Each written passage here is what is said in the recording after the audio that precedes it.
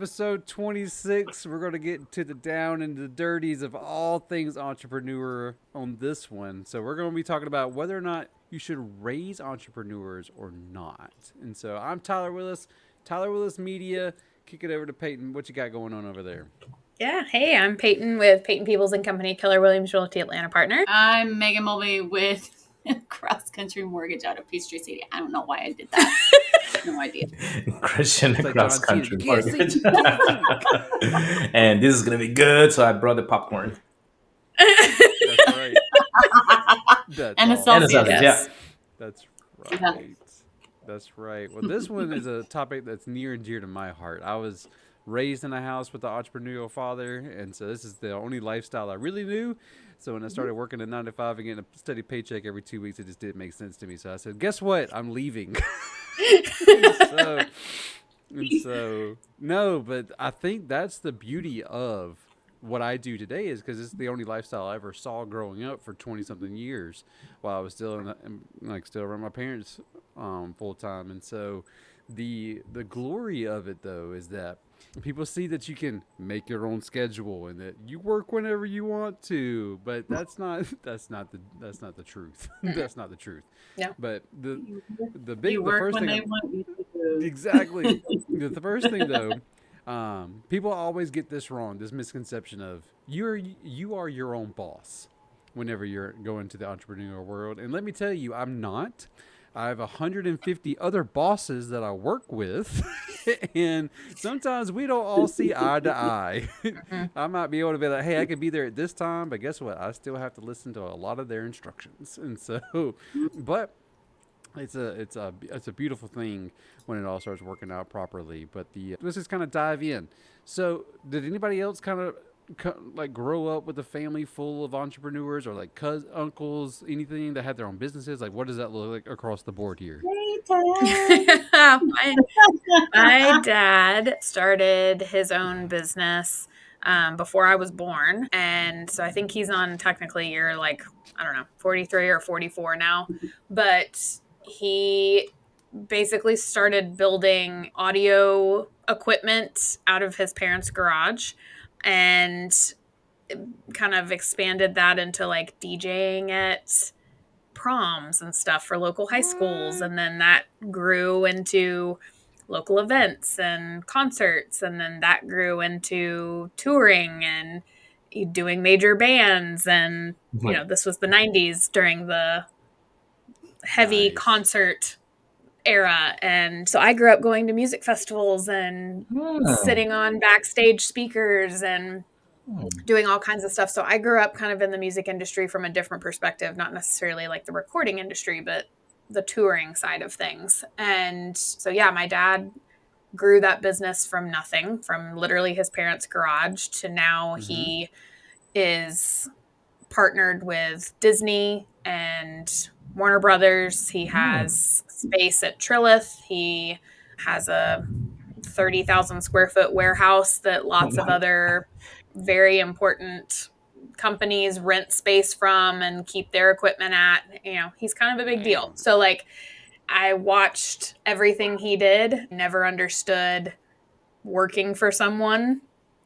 That never made sense to me. I never really had a quote normal job growing up. So when I was 15, because of who my dad was and his connections, I started working at a radio station and worked in promotions and marketing and all of that. And then immediately jumped into working at my college. And so I did different non-normal jobs. And then I worked in sales and I worked in TV, corporate, did all kinds of stuff. So I've never had like people are like, oh, didn't you just like work at Chick-fil-A when you were 16? No, I didn't.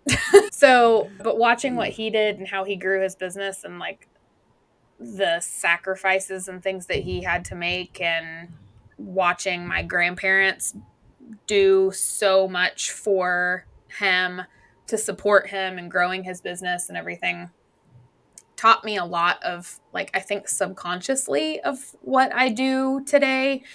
But anytime I have a business question, even now, he's my first phone call. Like I immediately am like, Dad, does this seem shady or not? Like, So, and if it's not him, then it's typically Eric Slepian Let me call because my I lawyer. need some legal advice. Maybe call my lawyer. Yeah. Yep. Yeah. That's awesome. Yep. Megan, Christian, y'all. Well, me all the opposite. Like my dad was 9 to 5. He was a teacher. My three sisters are teachers. My brother is an Oh. accountant. He actually opened his own business like 10 years ago. So he was the first entrepreneur in the family. And for me, I always had in mind the 9 to 5, always. But got married to this lady, and this lady actually came from a family that had their own company. They grew it. I mean, they started in the garage, same, just like Steve Jobs. And they grew an amazing company. So they raised their kids, my sister in law, my brother in law, in an environment where you have to have your own business. You cannot work for anybody else. You work for yourself. If you fail to yourself. If you're successful to yourself. So she kind of brought that into our family, like, because if it was just me, my kids will be talking about how is that I'm gonna become I don't know, a teacher maybe, or and work from 9 to 5, or become a chef and work 12 hours a day and stuff like that. But at least Mm-hmm. Gabe, this kid, I mean, he has other things in his head. I mean, it's not drugs, believe me. He loves books so much. His imagination just flies everywhere. And mom encourages that so much. And then for me at the beginning was Mm-hmm. a little bit of resistance, because I was like, I mean, what about if it doesn't happen? What if you just let that go and it takes you nowhere? And then that's probably the fear that I grew up with, and then my family did as well, that always kept us Mm-hmm. into this side, where you're Mhm. not developing anything else besides 9 to 5. When I met Tyler, he was 9 to 5, or and Yeah. now he's just on his own thing. He grew up in that kind of environment, so I'm turning into that kind of environment. I want that. I want that feeling as well. And then, even though this is not 100%, because everything is given to us, like tools wise, like marketing, the product, the money, and everything else, obviously to do loans, I want to go into that route. It's like I'm so curious about it. I feel like all that energy flowing through me, thinking that, oh my gosh, I want to mess up so bad and yell at myself and fire myself, or Yeah. give me a promotion. Yep. I don't know, and I like that idea a lot. I really love Let that me tell you idea. how much fun it is to have a board meeting with yourself 4 different ways, though. Oh Oh yeah. yeah, It's the best. yeah. Zoom meeting with yourself. It's like there's that meme. Yep. It's like if you see me talking to myself, don't worry, I'm having a board meeting. Like Yep. Yeah, chairman. Especially once you like start setting it up, you have to start having those on your own little board meetings. So it's Mhm. all fun and games until you actually have to write it down on your notes. Mhm. Mhm. So, Yep. how about you, Megan? Well, growing up, my mom was a preacher. So, I mean, the 9 to 5 didn't exist. What? That's a 24/7, career. But she still worked for a company, which was the church. But I mean, as a preacher, you do so many things that aren't involved in just the job description. So, I mean, that obviously, like, it's probably why I'm like overly empathetic to people now, and especially in this career, like it's probably why I do well on the understanding the fears of people and Mm-hmm. like the questions people have and everything, and I don't get mad if they ask questions or they need an explanation. So, I mean, I'm super thankful for that. But even my husband talking about music industry, like he was a country singer for years, and so having a record deal and whatnot, like on the other side of the music spot, like he ran his own business because you're technically in business for yourself. Like if you don't produce music, you don't You don't exist. Yeah. you don't exist. Mm-hmm. You lose your record deal, you lose everything. And so when he was running that, I mean, he was in charge of his budget, his band. I mean, people think you make all this money as a singer songwriter. You don't really, because you might be doing this show where you get paid $10,000, but then you got a 7-piece band You got to split it between that. You have to pay the bus driver. You have to pay your manager. You have to pay the record label. You have to pay, to rent the bus. I mean, so It's like our you're industry running, now. you're running your own business either way. Like, we still pay people out the ass. I don't know why sometimes, but that's side comment, delete. But sorry, edit.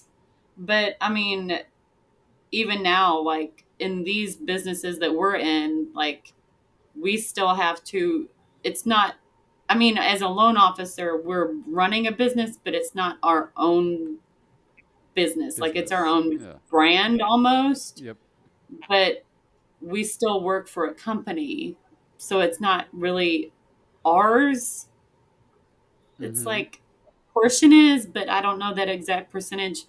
But I mean, we're still running our own brand, is what Mhm. I've always said, because I don't know, that's just side comment. But no, like, I mean, my mom was a preacher, so I mean, technically, yes, it was a entrepreneurial thing because it showed me what hard work and ethic was. And then marrying somebody who used to be a country singer, like, I've heard all the stories about, what it took to run a business, and I'm thankful that we're not in that situation anymore. Right. Oh, especially on that, Side because that's comment. the constant touring and all that portion. So it's like Mm, I have a friend that works in that industry, and I think he said that he was gone like 275 days out of a yep, year. I believe And it. so like he just gets to know his kids basic like through FaceTime. I'm like, man, Right. like Well, because when you're going to play, like if they're going to play a big show, and like my husband was typically the opener because he never made it to like Jason Aldean status or whatever. mhm. But so as an opener, you're not paid what the main act is paid, obviously. Mhm. So you have to essentially, like, they might be flying private jet to their show. You're taking a bus that was God knows how old and paying God knows what Yep. for, but you're literally doing shows on the way to that concert and then on the way back to pay Wow. for the trip. So, I mean, the business crap and the work ethic that goes into something like that is insane. I mean, Mm-hmm. it's insane.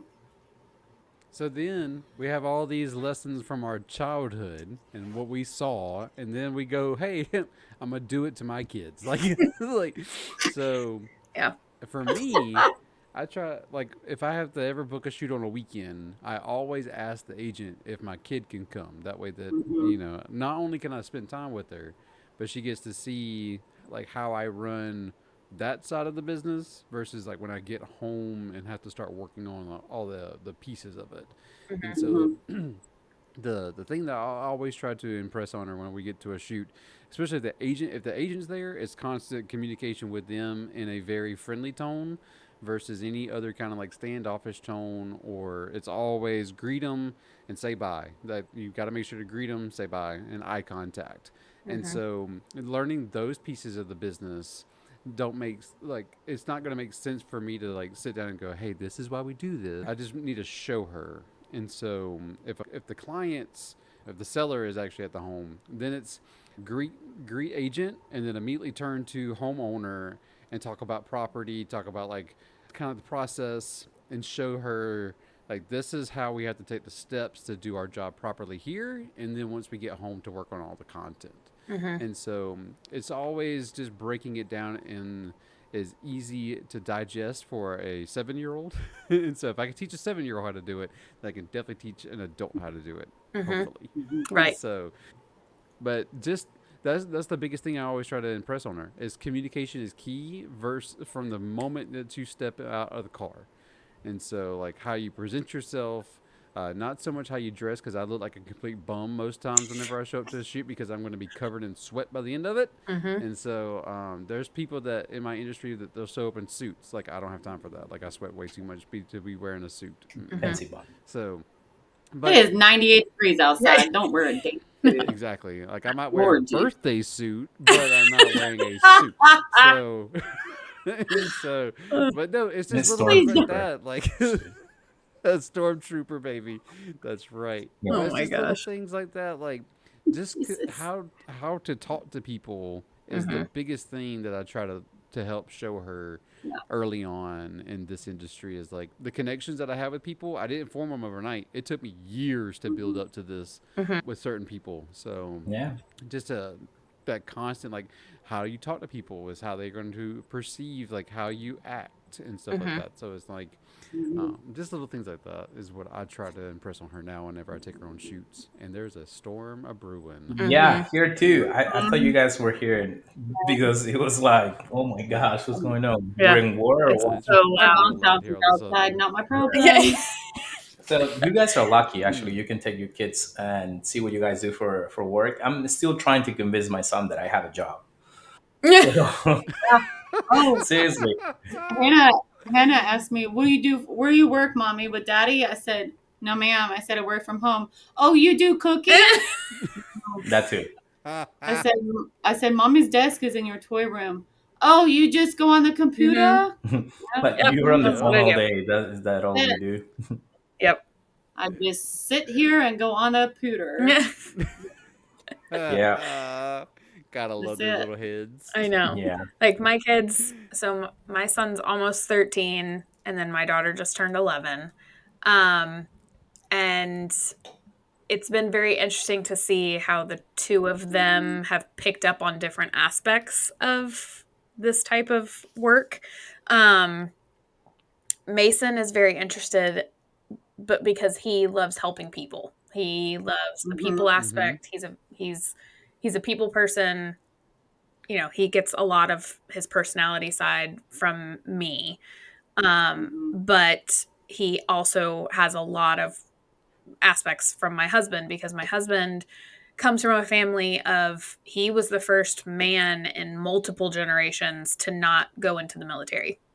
Um, he, you know, his grandfather, his dad, his uncle, like all of them were in different branches of the military, and not just like, oh, we're just here for a minute, like high ranking, Mm-hmm. retired, long careers with the military. And Andrew was like, I'm going to be a nurse. So completely different, you know, trajectory for career path. And he worked in the ER for 14 years and now he's a nurse practitioner. But my son has really picked up on a lot of like the empathy and the helping people and the caring for people Mm-hmm. in the aspect of like how Andrew has to show that because it's very different for how I interact with people. But the people aspect of Mm-hmm. it, my son thrives. People have always said since he was in kindergarten, he's going to be the class president. He's just that kid. Mm-hmm. Like he has that personality. But I don't see him truly being an entrepreneur. Like Mm-hmm. I see him definitely being like a leader and I want to always, you know, encourage that and foster that in my children, but I don't really see him being an entrepreneur. My daughter completely different. So, she is a leader in a different way. She's very different than her Oh, shoot. brother. I was going to say, I had the Yeah, bracelet. she's a leader in a different way, but she if I'm going to have an entrepreneurial child, it's going to be her. She just woke up one day, probably about 8 months ago, and was like, I want to start my own business and I want to get a green light card and have my own bank account. And I'm going to start doing this. Like, she had all of these ideas and she had already That's like found things awesome. on YouTube, shorts of, you know, things that she was inspired by and things she wanted to do. But she was already like understanding the financial aspect of it. Like she Love had it. already gotten down the rabbit hole enough to figure out how she was going to make money and what she could do with that. And then she could go do this. And like she had all these plans. Like she was like literally like, so you're going to get me a green light card, right? And I was like, okay. I mean, let's back that up. But yes. So yeah, see. So she's showing you some of the things that Brinley has made. But My she dad. loves doing it, but she has had to learn some tough lessons here recently Mm-hmm. because she loves very similar to what I love to do. She loves the marketing. She loves the fun part of it, right? But then when it comes down to actually making the orders, Yeah. No, she doesn't want to do it. So she See you wants, later. she wants to do all the creative and the fun Mm-hmm. and collect the money, but she does not want to make the product. So Oh, that's we've had a awesome. lot of very difficult discussions on what that means for running a business, and this is part of it. And until you start making so much money that you can hire someone else to do the work that you don't want to do, that this is part of the process. We've gone through, well, I don't ever want to do custom orders ever again. It's too hard and the expectations are too much. And I'm like, I hear you. Mm-hmm. But also, Mhm. Mm-hmm. this is your business. You make your own rules, but you didn't have those rules when these people made those orders. So you either get to go back and tell them Mm-hmm. that, here's your money back. I can't do it. Or you're just going to do it this time. And then we're going to have those rules going forward. And she's like, Mhm. I don't like any of those. Well, too bad. So Your it's split just been went up. very interesting. Right. It's been Mhm. very interesting as on a parenting journey. Mhm. Because, my husband did not grow up in an entrepreneurial family, so he doesn't really have those instincts or the things that like it's not natural for him to understand this entire business. So when it comes to teaching my kids about it, it's really me sharing what I've learned from my dad and watching my Mhm. grandfather Yeah. and putting all of my life stuff together. But it's very interesting to watch two kids that are 19 months apart who have been handed the same life experiences and how different they are turning out to be, in the short term and long term.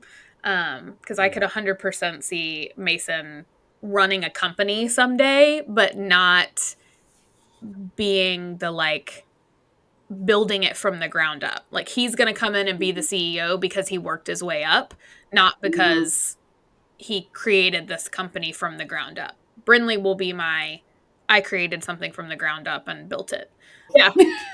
So I mean, I love leadership. I have always loved leadership opportunities. If there is an opportunity to go to some kind of personal development conference or work conference or listen to somebody like Mel Robbins or Tony Robbins or, you know, Gary Right. V, any of these people, like sign me up. I want to be there because I don't want to ever feel like I'm the smartest person in the room. I want to always be learning and growing. But it is a different type of learning and growing, teaching your children these things Mm-hmm. and handing over these types of opportunities. Part of it too, I think, is, and what I've struggled with as a parent is helping your child foster this opportunity. So my daughter really wanted to do this. She wanted to start this business. So I'm like, all right, if we're going to do it, we're going to do it right. Like you're going to have business cards. We're going to do the whole thing. You're going to have a Facebook page. You're going to put your stuff Mhm. out there. And, and she was just like, it's so much. It's so much. I don't want to worry about all that. And I'm like, then you don't get paid. And she's like, Mhm. that's also not okay. And I'm like, I hear you. So it's interesting to see how the kids absorb it differently and what they'll end up doing. But I love it. I I think it's a very unique way to not only have grown up, but to foster that in my own kids is cool and unique. I love it too because they get to hold that sense of like pride too. Mhm. Mhm. So her favorite thing is to constantly say, "I wish everything in the world was free," and then Girl, she'll me make something too. be like, "Yeah." I'm like, "But then everything would suck. Yeah. Like Yeah. everything would be terrible." Yep. And so the like she has that same kind of mindset too of like I want to figure out how to make something so people would buy it, but like still kind of fostering that mindset of like how could you go that path? And Mhm. so it's just always funny to hear her say, "I wish everything was free." No, no, because then you'll go on a $99 cruise one day and go, "Oh, this is why they're terrible." Right. And That so, preach. Mhm. yeah. Yeah. So, but the biggest thing too is that sense of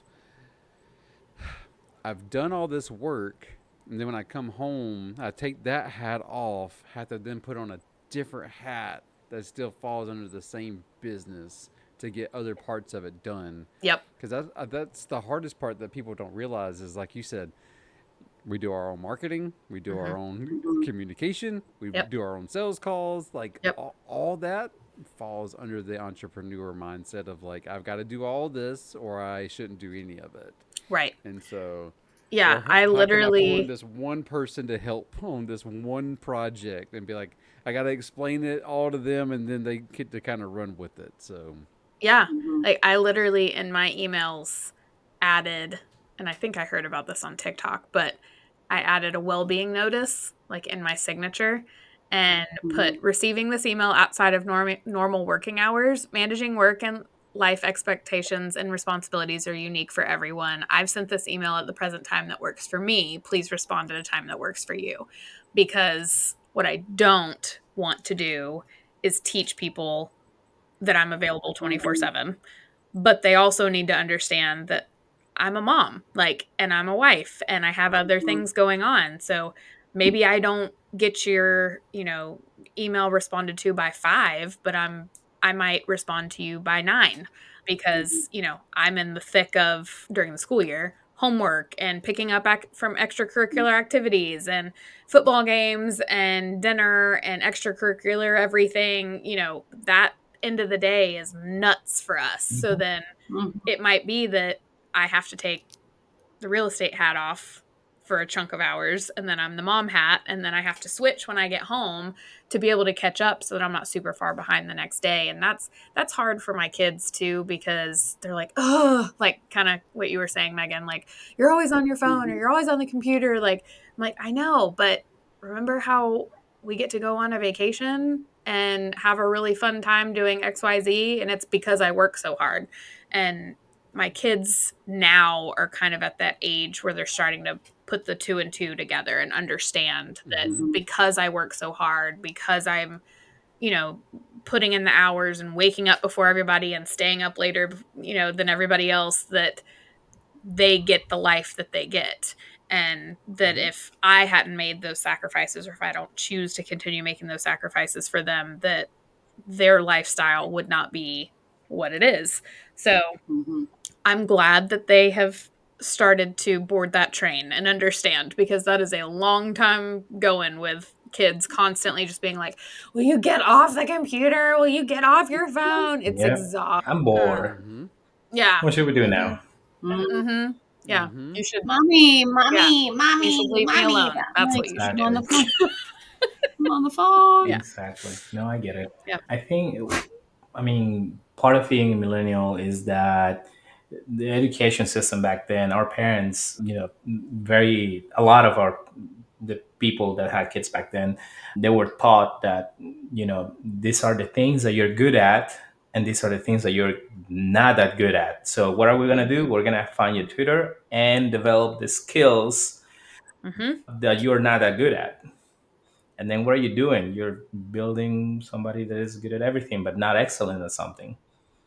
And then they just Mhm. Right. belong in a world where they're following somebody else because they don't know what they're really good at, what they're excellent at. And these Mhm. days, and there are a couple of schools here in the area, there is one that gives you like a schedule, and then you can go and then kind of the kid goes and then it's like, okay, I want to read this book for 2 hours, I want to do this class for 3 hours, and this is my whole day. And they can go to the tree and then study, and then the tutor comes over, where in your most comfortable space where you're developing, the skills that you really want to develop. That you have to do math, yes. You don't like math, yes. But how much math are you going to do? 15 minutes? Okay, cool, but you have to do it. What do you Mhm. love? I love science. Okay, I want to do 3 hours of science, and they allow you to do that. And guess what? That kid is probably going to be the next Einstein. You know, Mhm. and then you're creating the future. You're not creating somebody else's future. Somebody else's source of income. You you're just building something else. You're building something new. And then that's the Mhm. reason why, I mean, we have very few successful people. Like, what's the percentage of people that make over $300,000 a year? It's like Oh 3% god. in the Yeah. US. I mean, Mhm. it's like, what happened to the other 93%? I mean, Yeah, right. exactly. So that's the people that they were taught, like, oh, you're not good at this. Okay, we're going to make you good at it. Right. And then I'm part of that, that group. I remember I was not good at math. And then what happened? My three sisters, all teachers. It's like, Christian, we got to get good at this, good at this, good at Mm-hmm. this, good at this. And what happened? Mhm. I graduated high school. I went to engineering school and I studied engineering systems. Like, oh my gosh, I'm really good at math. So maybe I should have studied this. What happened? I got bored. I didn't Mm-hmm. like it anymore. I was like, am I going to do this for the rest of my life? I don't want to. I don't want to. Yeah. Yes, you are, because you're a loan officer. Yeah. To the day, I have no idea what to do. It's like, what do I like? I like to buy Mm-hmm. cars. That's what I like. But that job doesn't exist. Ah, You're right. awesome. And own them, of course. But I could be a personal shopper. But You I That's could. what I was going would to say. I wouldn't own the cars. But anyways, and that's a big difference of what it used to be and what it is today. Mm-hmm. I think we're going in the right direction, especially the people that already understood that becoming an entrepreneur, it's hard, but it's also rewarding. Mm-hmm. Mhm. And the kids need to understand that as well. I mean, great job that you're teaching your daughter, this early stage in her life, that there are some sacrifices that need to be done. Not everything is, happiness, because Gabe is like, oh, can you put the dishes away? He's like, okay. He gets all excited, and then he puts one dish away. He's like, oh, I'm tired. Can you just do Yeah. I need a break. it? Oh man. So what Yeah. happened to the reward? It's It goes away. Mm-hmm. He doesn't like that. But Yeah. Those were some very difficult parenting days of her. My daughter just did not want to finish orders. And I was like, look, I already told these people that they could come and pick their stuff up. So Mhm.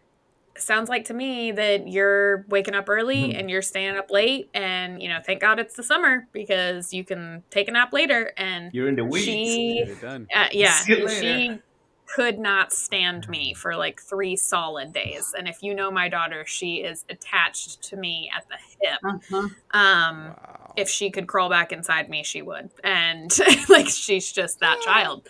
And that was not her. Those 3 days, she was like, nope, I hate you. Leave me alone. I don't want to ever do this again. And then I was like, okay, let's see how you feel when that money hits your Venmo account. Mhm. Does she have a cell phone? Yes, but it is only for like mom and dad and grandparents. It's not for the general public. Just for fun. Yeah, basically. Yeah, and that's side conversation, but our neighborhood doesn't have a bus because of how close we are to our elementary school. Mhm. So our kids actually had to walk to school, which is great. Good character building, but also not great for someone who has anxiety. So that was my way to track my children back and forth from school every day. Yeah, Yeah. Smart. Yeah. Yeah. especially these days. I want to say too, yeah, whenever you have the entrepreneurial mindset, you have to have creative solutions to almost everything.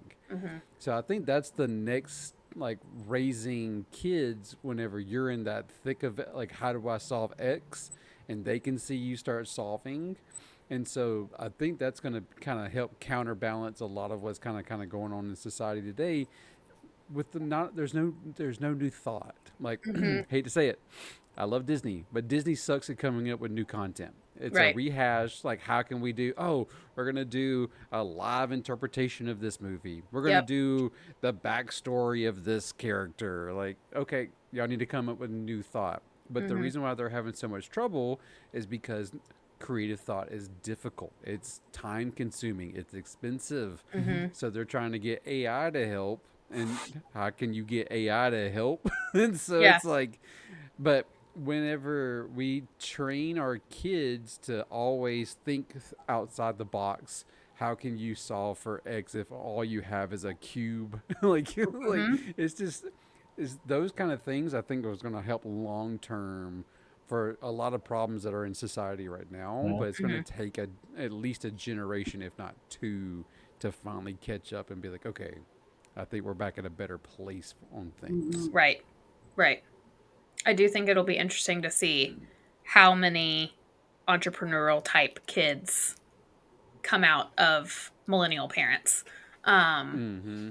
Because I think in general, a lot of people in our generation have had to work multiple jobs, or their family unit is having to work multiple jobs just to make ends meet. Yeah. And that in itself is hard to balance. And it's showing kids growing up in that nothing's easy, nothing's ever handed to you, and you got to work for what you want. We were driving down the street the other day, and a local business had a sign out saying that they were hiring and they were paying like $14 an hour.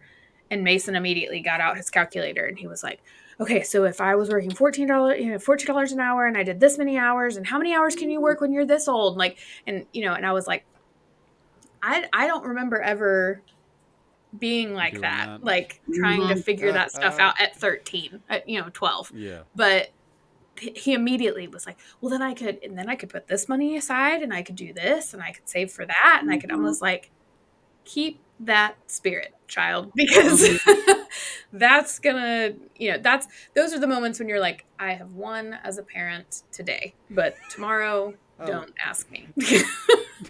That's awesome.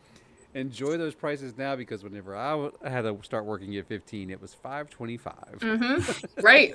Right. Like I was I like, was- damn, oh, man. it's $14 for an entry level job. Like, come on, man. Mine was $5.25 at Walmart High School. Yep. Nuts. Movie I mean, theater. yeah, I'll my never first forget. job working in radio, I think I was making like $7.15 an hour, but that wasn't a consistent job. I would work like here and there type things, because I remember thinking like I was making way more money than all my friends at the same time, but they were all working more consistently than I was, so their paychecks were always way better than mine, because I had more than enough experiences walking into a gas station trying to pay in quarters for my gas, because it was $15 to fill up my Toyota Corolla. Those were the days, y'all. Oh yeah, I 'cause it is remember that. not that now. $15. Oh my gosh. Mm-hmm. What's $15 these days? Yeah, 1 gallon. Nothing. Yeah. Pretty much. That's what it feels like some days. Yeah. Yep. I think I had to pay my Yep. employer when I had my first job. So I didn't have it as good as you guys. Damn. Things are different back home in Peru, you know. Bro, you want experience? You pay me. You pay me for my time. Yeah. I feel that. See, that's such a foreign concept here. It's like Mm-hmm. I mean, we do the same when we paid need couches. internship. I mean, couches, coaches. Both. That's what those Couches and coaches. are. Coaches and couches. I think that about wraps up episode 26 with raising entrepreneurs or not. So let that kind of be a final thought of or not for some people. Like it's okay. You don't have to. It's okay. But yeah. So every Tuesday we come out with new content. Sometimes it's focused on real estate. Every once in a while you get one of these kind of fun off-topic ones, but it's definitely in that same realm of all the goodness that's out there on all the channels that we have, YouTube, all the things. So wherever your podcasts, all the different podcast platforms as well. So we're out there everywhere. Anyways, that's the end of this episode, guys. Peace out. Y'all have a great one and see you next time. Later. Bye.